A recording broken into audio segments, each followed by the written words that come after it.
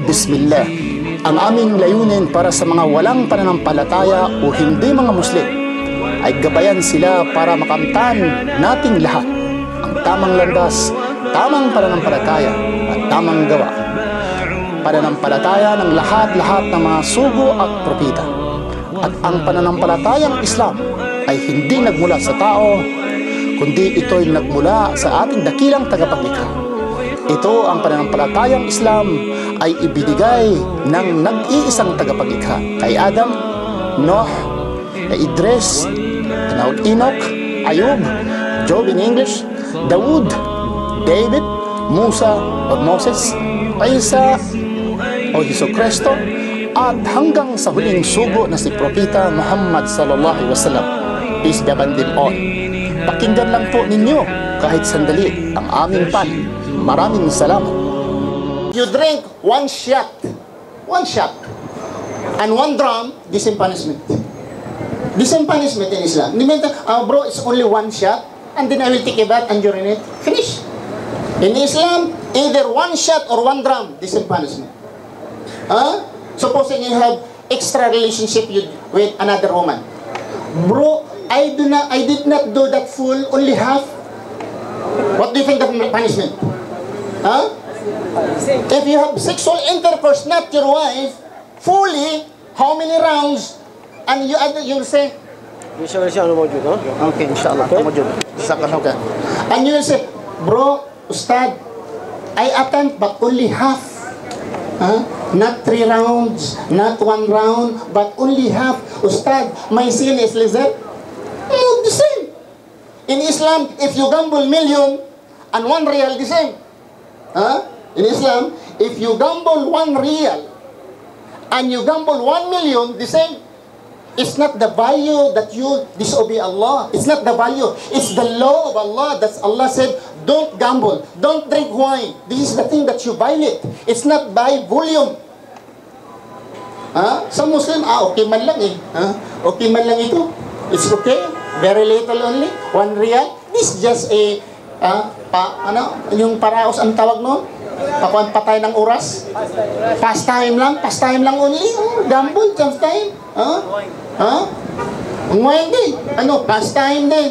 Sige lang, pastime. Sa impyerno din, pastime man eh. May katumbas naman to. Okay? Diba? Sa Badista ako, dati akong sa Badista, when I was Seventh-day Adventist, nag-inom din kami ng wine. Binibigay yung ang wine. Sabi nila, ang wine man, ang ginagawa ng wine, prutas. Katangaan. Bakit? Mayroon bang wine ginawa sa bato? Lahat namang wine sa prutas eh. Whether barley, whether mais, whether bigas, prutas pa rin yan. Prutas ng bunga. Di ba?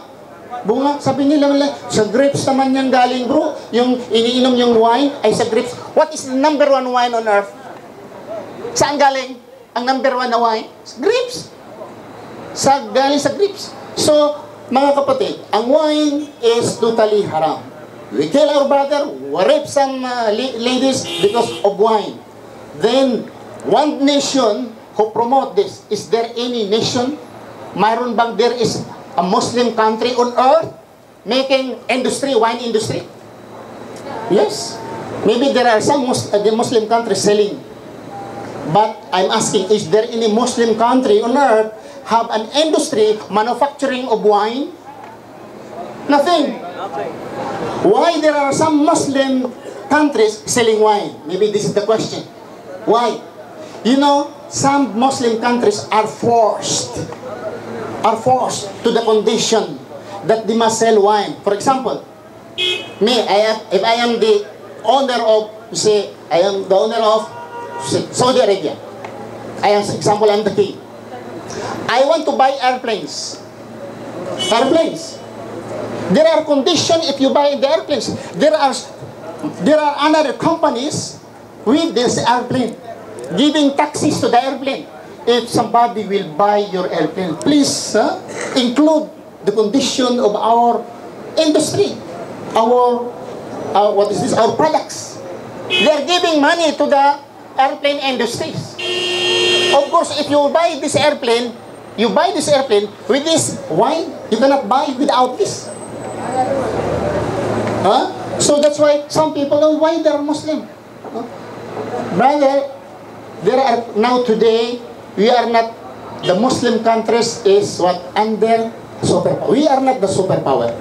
We agree. During the time of Prophet Muhammad sallallahu alaihi wasallam, Umar radiallahu anhu and the Sahaba, when the Muslim says, the kafir are trembling. The kafir, afraid, scared. So sa ngayon, iba. Today, when the kafir say, we are trembling. Right? You do this, you do that, you do that. In Islam, alhamdulillah, Allah, in the Quran, it's kayo mga Muslim, waqasimu bihablillah, jami'an, wala tafarko. Tayo mga Muslim ay talagang hawakan natin ang tali, wala tafarko. Hindi tayo magkakahiwalay-hiwalay. So, ang Muslim lang sa buong mundo, or ang Islam ang nagtuturo na ang wine ay haram. Bawal ang wine. So, ang magnakaw sa Islam, magnakaw, ano ang solusyon sa mga magnanakaw? Sa buong mundo, we cannot deny ang daming magnanakaw. What is the solution? Let us go to first the solution in Christianity. In Christianity or in democratic country, the solution sa mga magnanakaw, the solution for the fifth in non-Islamic country. What is the solution? Imprisonment. Okay? Ipriso. After litigation, nagnanakaw siya, ipriso. Ang magnanakaw, if you are a thief, mayroong bill. Yung bang bill? Anong bill sa Tagalog? Piyansa. Minsan hindi pa nakapasok eh. Ang galing eh. Tawagan si attorney, naguna pa. Nandoon na si attorney, ang kanya attorney nandoon. Hindi pa nakapasok sa kulungan, lumabas na kasi mayroong bill, piyansa. Imagine, example, naglakaw ng 10 milyon, ang piyansa lang, 500,000. Magnakaw na lang ako. Kung man lang, 500,000 eh. Kung nanakaw ka ng 10 milyon, 500,000. Meron bang ngayon? Meron bang, imagine nga, ang iba wala eh. Okay. Walang bayad. So, anong relihiyon sa mundo nagbigay ng solusyon sa magnanakaw? Pasok, labas, pasok, labas. That's why sa atin ngayon, ang daming magnanakaw sa Pilipinas. Dito sa Qatar, tistingan ng magnakaw. Sa Saudi Arabia, tistingan ng magnakaw. Pasok, labas. Sa Saudi Arabia, tistingan yung magnakaw. 3 beses magnakaw, labas. Nakaw, pasok, labas. Hindi, paano siya magnakaw? How could you be a thief again without your other hand? Pag magnakaw ka, putulan yung kanang kamay. Pag sunod mong nanakaw, puputulan yung kaliwang kamay. Magnakaw ka pa rin, putulan yung yung kanang paa. Magnakaw ka pa rin, putulan yung ano pa? Sino pang magnakaw? It will increase sa mga magnanakaw or will reduce sa magnanakaw? So ayaw nila. That's why, pag marinig nilang Islam sa Mindanao, nga i-separate ang Mindanao, Islam ang batas, takot lahat. Pati yung mga senador, politician, takot lahat. Dahil putol lahat ng senador kamay. Oo. Sige, ay salot sa mga senador na hindi kumukuha yung pork barrel. Yung kumukuha ng pork barrel, ang mga mukha or para mga baboy na rin. Imagine itong naiinis ako. Bakit? Sa Pilipinas, yung SSS, maraming nag-retired, hindi nakakuha sa SSS. Maraming nag-loan, hindi nakakuha sa SSS. Di po ba? Pero ngayon, ang mga opisyal ng SSS, 1.2 million, 1.7 million, 2.3 million, regalo, incentive in the end of the year. Anong klase? Saan ang presidente? Saan ang mga assemblyman? Saan ang mga lawmaking body?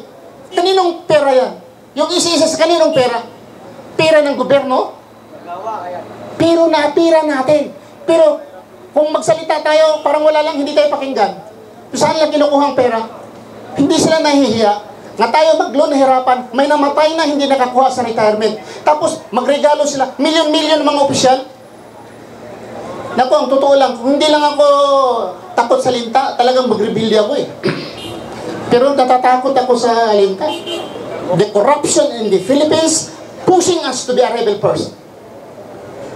Mapipilitan ka. Ang corruption, grabe. Sana ngayon yung mga pork barrel, hindi nahiya. Tapos, kinakonvert naman ang pork barrel ng PDAP. Presidential, anong PDAP ngayon? Basta, iniba ang pangalan. Noon ng pork barrel, ginawang PDAP. Para bang sinabing baboy. Tapos, iniba ang pangalan, manok. Pareho lang ang pera. Pareho lang ang pera. Kasi yung pera na yan, I'm talking, that money is not the money of our government. The money belong to people. Sa taong bayan yun, kahit mapidap, kahit ma-pork barrel, yan ay pira ng taong bayan. Hindi pira nyo yan, mga baboy. Astagfirullah. Kasi nasanay ako, pork barrel. So, ganun ang nasabi ko mga kapatid. Nga ang pira, gawin man yung pidap, gawin man ninyong pork barrel, ang katotohanan, yan ay hindi pira ninyo, pira ng bayan. Ang dami ng mga tao, mga Pilipino, halos hindi makakain. Marami dyan naglugaw-lugaw lang. Isang araw nga, walang kinakain, rugby na lang ang ginaganon para lang sa pangpansa limot sa gutom.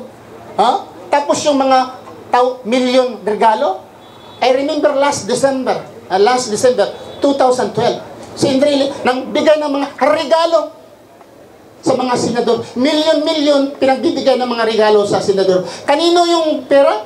Kasi kang senador Noynoy Aquino. Naging presidente naman siya, ang budget niya ay nandoon pa sa Senado, hindi nagamit. Ano ba? Pagka, alam mo na naging presidente, kung ikaw ay naghawak ng kaban ng bayan, alam mo na naging presidente, bakit continue ka pa nagbigay ng pera, sweldo niya, or budget niya sa Senado? Di ba common sense? Ang naghawak ng pera sa kaban ng bayan ng sa Pilipinas, yung ang senador ay naging presidente, alam mo naging presidente na siya. Bakit pinagpapatuloy pa niyo ang pagsweldo, pagbigay ng budget to the office of the Senate? Senador Benigno, deterred? Sino yun? Di ba si Pinoy? Deterred ba yan? Di 4. Di 4 siguro. Bilib ako na presidente, mahal na presidente. Bilib ako sa yung tatay. Ako. Usa ako na palaging pinanood yung tatay niya magsalita, talagang maganda. Yung nanay niya, bilib na bilib ako. Pero sa ngayon, di na ako bilib.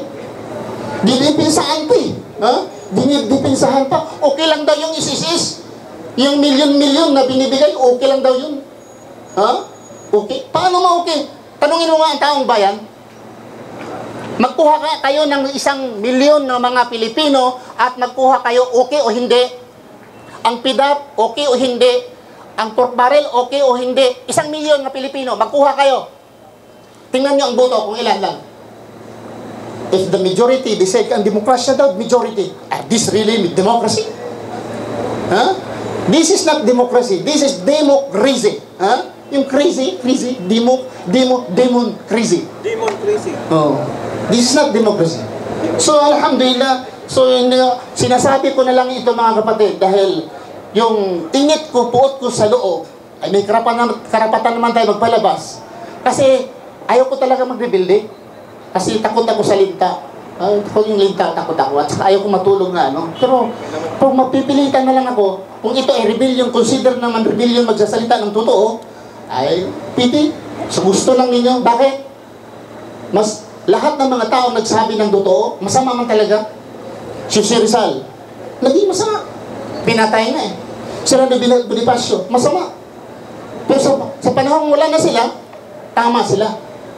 Masama. Mag-rebelde ka, masama ka lang sa Pilipinas kung hindi ka mananalo. Pero kung mananalo ikaw, hindi ka masama. Sinasan, rebelde? Hindi. Nanalo pagka, nasan malaking rebelde. Isang sundalo, nga tago-tago nga, TNT yan noon, hinahabol si Hunasan. Nanalo pagka-sentador, sikat. Si Enrile. Rebelde hindi. Sa panahon ni Marcos, rebelde hindi. Rebelde. Pero nanalo, sikat. Trillanes, rebelde nanalo. Sa atin, pag hindi ka mananalo, rebelde ka, hindi ka mananalo, naku. Lakson. Kuwanta? Lakson, sila ni Lakson. So yun ang mga kapatid ang masasabi ko. Na, antayan pa ba natin na lahat ng mga Pilipino ay mag-rebelde? Aasa? Sa Bisaya pa, hunong naman mo, maulaw naman mo. Pagpangawat. Tapos sabi niyo, religion ito, walang itong relasyon sa relihiyon. Yun ang mali. Dahil tinuturo sa Christianity na ang relihiyon walang pakialam sa state, sa politika. Yun ang mali nga tinuturo, injected to the mind of every Filipino so that every Filipino cannot intervene how to use the money sa yung national treasury sa atin. Bakit?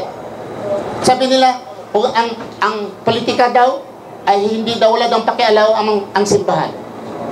Bakit? Lahat ng mga politician before the election, saan pumupunta? Sa simbahan. Kundi pumupunta sa Iglesia ni Cristo. Nagmamakaawa sa simbahan. Iglesia ni Cristo. Ito ding Iglesia ni Cristo, makita ko, Suwael din ito eh. Mga siraulo din itong Iglesia ni Cristo. Bakit?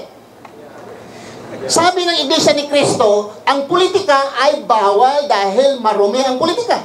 Totoo hindi? Pero ilang politician nga sinusuportahan nila? Hindi ba kasiraan ng ulo yan? Example sugal, example lang, sugal bawal. Ayoko magsugal dahil marumi ang sugal, bawal. Pero ito, magsusugal, bro, sige, para baka manalo ka. Hindi ako magsugal, pero sugaliro ng malaking sugarilo, biterang gambler, sabihin ko, bro, kung gamitin mo, baka mananalo ka.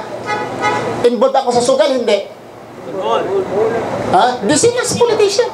Sabihin natin nga ang politika ay marumi, pero lalapit sa'yo, magbigay ka pa ng kondisyon. Kami ang manager dyan, Iglesia ni Cristo. Nabigyan mong sekretary ni mo dyan, auditor ni mo, mga Iglesia ni Cristo. Papasokin mo itong mga kuhan sa City Hall. Ano yan? Hindi yan pangluloko sa mga tao? Itong relihiyon na ito ay malinis. Kailan, ayaw ko, kailan pa ito magigising mga kapatid? So masasabi ko ito mga kapatid, dahil kung tunay kang relihiyon, dapat kung mali, mali. Kung tama, tama. Sabihin mo, naglalasing. Tingnan mo ang kalasingan, balik tayo sa wine. Pag may election, bawal ang wine. Di ba? Bawal daw. Nag-exam lang sa abogadisiya, yung law examination, sa bar exam.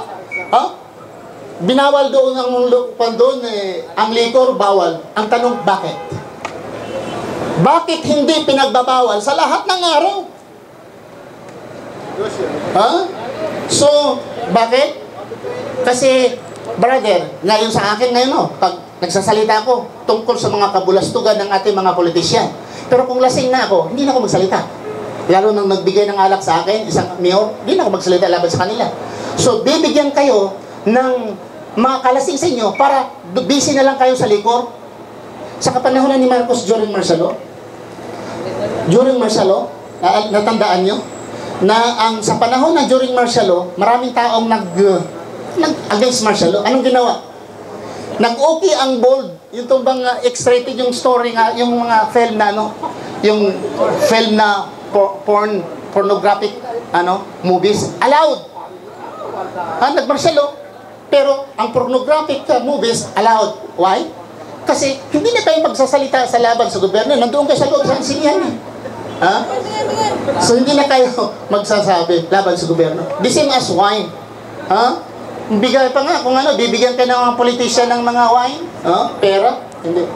Dito lamang muna kami magtapos at abangan ninyo ang mga kabanata ng aming papalabas sa mga susunod na mga kabanata.